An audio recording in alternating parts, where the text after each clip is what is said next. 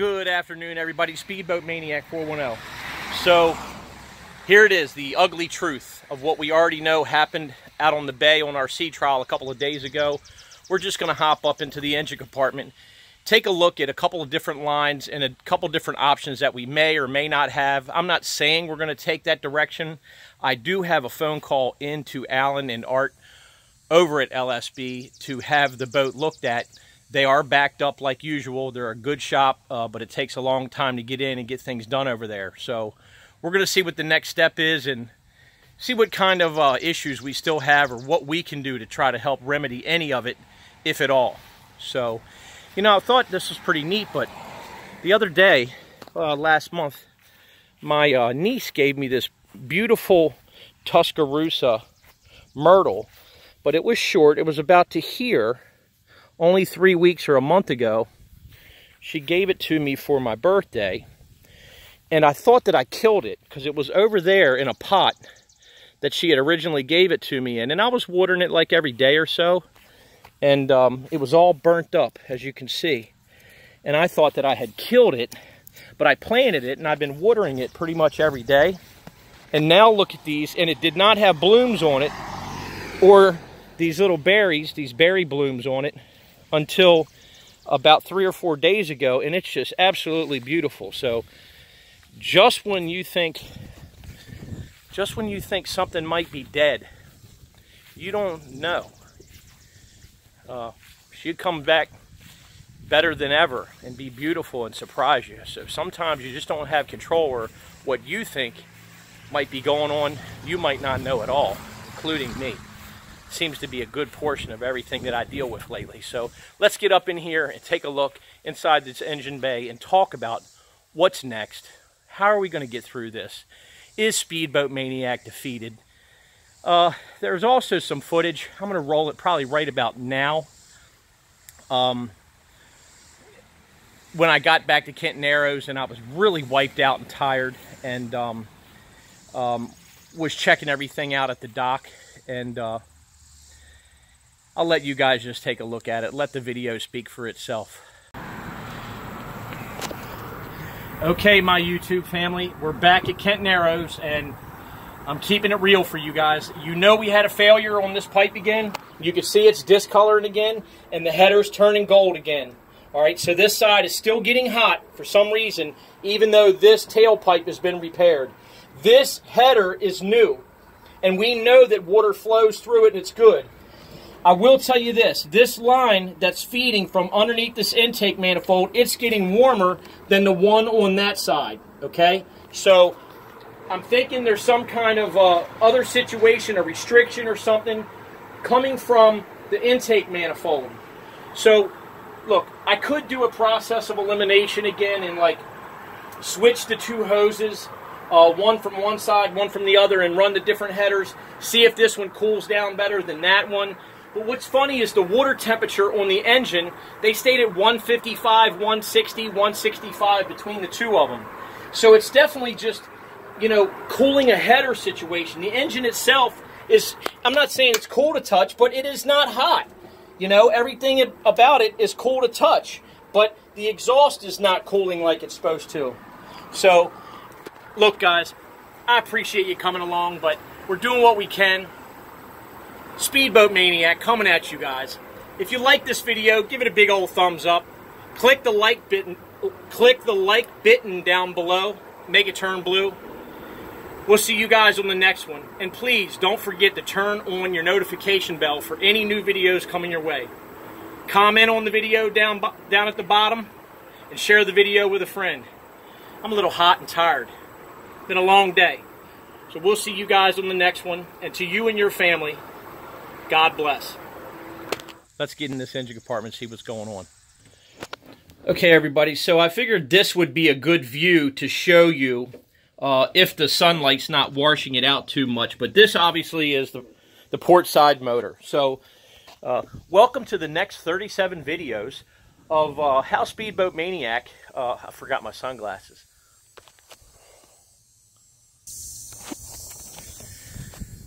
Voila. So we're going to take a look. Voila. Welcome to the video series.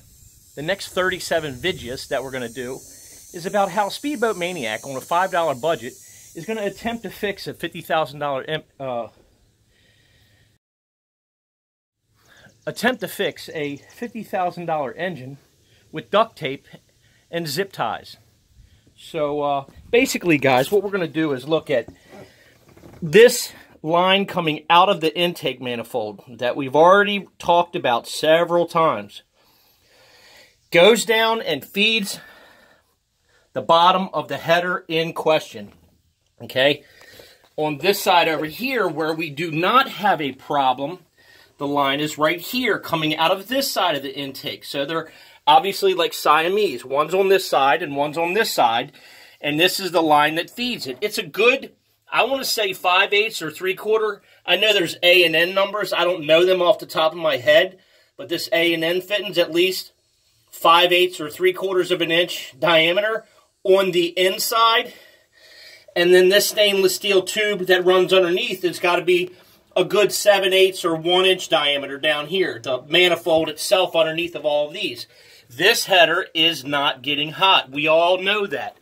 So just, you know, instead of feeling like we're still talking about the same thing, it's important that we know what are our options. So here's, you know, look, guys, you guys already know this. I'm familiar a little bit with a 540 supercharged motor, a very little bit.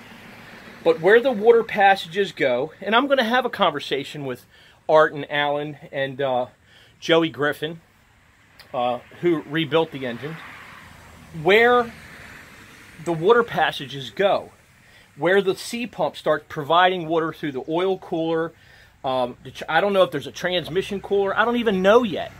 Okay, where it comes back up through the block, through the water passages in the block, and then into the intake manifold, and then finally out of the top of the intake. Okay, after it's cooled all of that engine while you're running 4,500, 5,000, 5,500, close to 6,000 RPMs. We didn't, but these motors do. All that heat, how are you cooling it with one goofy single-stage pump, Wes? That's the question. So why is just this header getting hot when there's single-stage pump on that motor, even though the pipes are shorter? I understand that thing. But this pipe over here is not shorter. Maybe this water line is the furthest away from the pump, and it just can't get enough pressure. Or the pickup's not in the right place. It's not getting enough water into the pickup. So there's 2 or 3 things that we still got to iron out. We already know that. So let's hop down in here and just take not a real close look, but just kind of peek at where the lines go and where it looks like they travel until I can get some more information and see what I can do to help maybe remedy something or fix something here in the backyard with a roll of duct tape and a pair of channel locks. But elsewise, what I wanted to say was this was another curiosity factor, but we also do know what happens when you're too curious. You know, it will kill the cat. I thought about just getting some triple wall pipe from down at the local hardware store, you know, similar to the one that blew off of here that you guys saw I installed, but get a couple lengths of it, you know, maybe about 2.5 feet long. Now look, I know when you add length, the pressure goes down where it finally makes it where it's going, but I was wondering if maybe I could take these lines, switch this intake line, and feed this header with the opposite side. Take this intake line, which we know there's no problem with this one feeding this header, and feed that header, the one that has the problem, okay? Just to see if there's a restriction for flow. See, water pressure is different than obviously gallons per hour, how much you're flowing. You say, oh, I got good water pressure, I got good water pressure. Good water pressure doesn't necessarily mean you have good flow. It could mean you have a blockage. There's a lot of videos from Mercury and CMI talking about that. So obviously this engine on this side, the starboard engine, only was running a maximum of 15 or 16 or 17 pounds when we were pretty much balls out the other day on the sea trial. This engine, when we were running balls out, was running between 15, 20, and it was bouncing between 25 when we were running balls out. And then that last go around, it was like 28, 30 pounds. And then the good old line let go, just like, you know, the Clampett's oil field when he shot the oil. I mean, it was just one of the things where you got to test it. You got to see what's going on. We did good for almost 45 minutes going up and down the bay and around the ships and everything. And as soon as I passed Thomas Point Lighthouse, and I let off just a little bit, and then that's when the pressure skyrocketed. So anyway, let's take a look down here in the bilge and see what we got.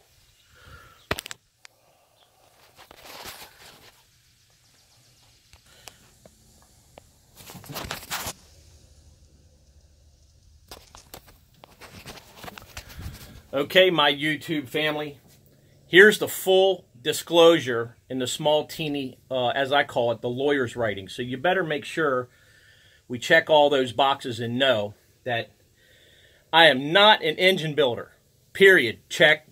I am not a professional boat mechanic. Let's check that box, check.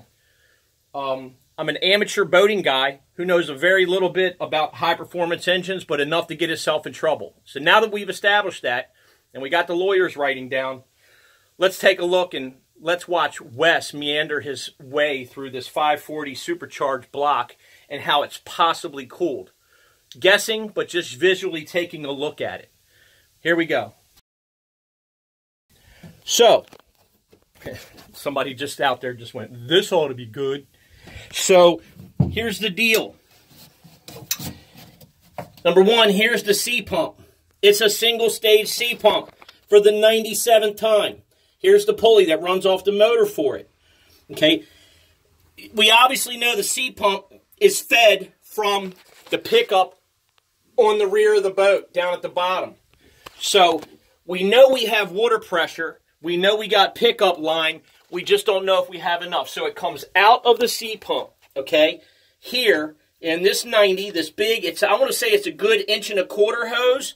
Okay, into, okay, here we go. Wes, with your second grade education and your thought about what's what. This is the transmission cooler. An 1.25 inch line comes in, goes through this. Obviously, there's a coil in here with transmission fluid. There's a fitting on this side, an A and N fitting on this side, and one on this side. So the oil circulates through here. I'm sorry, the transmission fluid is inside of here, and the raw seawater is cooling this. Comes out of the ass end of it in a triple wall hose. Okay? A little 6-inch piece or a 4-inch piece. It goes to, okay, this case back here, which is the oil cooler case. Okay? It must be a reservoir and an oil cooler back in here. Sorry, my arm's blocking. It's tight back in here. Okay, I'm going to hop to the back of the engine in a second, but just showing you. Out of the C pump, through the transmission cooler, into the back of this unit that bolts on the entire back of the engine with this line going into it, okay? For the oil cooler, which you can see one of the fittings is right there for the oil cooler, okay? Now let's hop over to the back. Okay, so now we're in the rear. We were just obviously right here. We're in the rear of the port motor. So here's line that comes in and out for the transmission, okay? It's a velvet drive, okay? Here's a line in or out or in or out. So the transmission is cooled by that transmission cooler up here. This unit right here, okay, right here is entirely bolted. The whole back of the case is bolted onto the back of the engine, almost like obviously a bell housing. The starter's attached to it, transmission's attached to it, but this unit is right here, and water goes through it, and there's a heat exchanger for the oil. So you have a big 3/4 inch line again, similar to the one that feeds the headers, that comes up to the oil cooler right here, okay? And obviously this is either oil temperature and or oil pressure, this wire right here, okay? So the oil is getting cooled by this unit down here.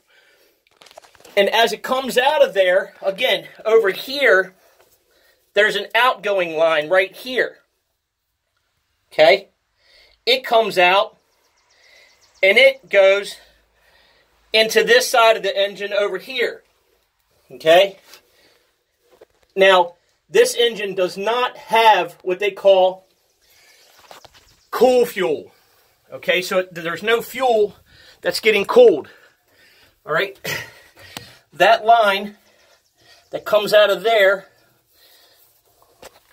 goes up into this water pump housing in the front.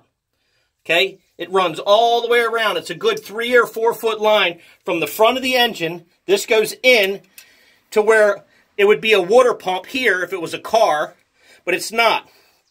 Okay? And then this feeds the block. So, it's quite possible there's a blockage maybe in this on that side. I don't know. I'm assuming. Or it's farthest away. Notice it's farthest away, the header that's getting hot from the pump, all the way over here. So basically, you've taken this water circulation pump off of a single stage pump, ran it, I'm just guessing, a good, by the time you add it up all the way around, loop it in and out, and like a zigzag and a puzzle and a jigsaw, and then all the way back out, back into the engine, you're talking about 20 feet worth of line. Sometimes it's 1.25 inches, sometimes it's 3/4. And then finally makes it through the block. And then as it comes out of the intake, all by the C pump, the farthest header away, and or collector, and then on top of it, it's a long one. But why isn't this one getting hot? That's the million-dollar question.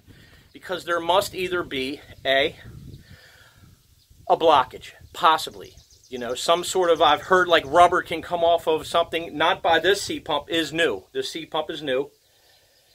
But like little rubber bits can get someplace or something and cause something to clog up. But funny thing is if that was the case, in the primary part of all of this header would be doing it too, most likely. But because this is farthest away in the water circuit, that's why this one is having a hard time. So all I was saying was, wouldn't it be interesting, without me ruining the other header, is just switch those two lines, okay, run a separate hose and cross them over. It would still be provided with water, and see if this header does better that way and this one starts failing. Then we know it's not a pressure problem within the header and the length of the pipe. We can eliminate that idea. But again, I don't want to ruin that header. I shouldn't say ruin it. Make it turn gold, okay? Because nothing's getting ruined with the header. You know, yeah, it's getting hot, but it's not like anything's failing with it. I'm not saying excessive heat over a good portion of time, but the 2 or 3 minutes and then finally putting the water back to it, I don't think anything terrible is going to happen. But my point is I just don't want it to continue and make this one go bad either while we're doing a test. And again, look, I know it needs to be pulled apart probably, and you know, I've had some comments and people give me some ideas down below about, hey, start taking things apart one at a time, blowing them out and cleaning them out and see what you got and go from there. And obviously that's what these mechanics do, and these engine builders, they know this kind of stuff. They do it all the time. Not so much me, but guys, that's the ugly truth. And you know something? It's always something simple. It's always something simple. It's just finding it, getting to it, troubleshooting it. By the time you get to it and you troubleshoot it, you can have it fixed. You know, most of the time. Now, I understand it's a marine engine. It's high performance. It's a boat. Everything costs 15 times more-ish. But we're going to try our best to get through it. So, anyway, guys, you've been really helpful. You've been super patient. Guys, if you like this video, give it a big thumbs up. Make the button down there turn blue. I don't know why I struggle with this.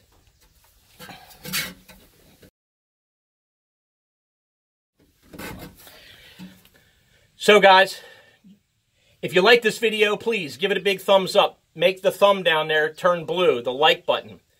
Comment down below, tell me what you think of all this, and give me some ideas on what I probably should do next. Share the video with a friend, and don't forget to turn on your notification bell and subscribe if you haven't subscribed already. So I appreciate you guys coming along. And again, as always, Speedboat Maniac coming at you. And to you and your family, God bless.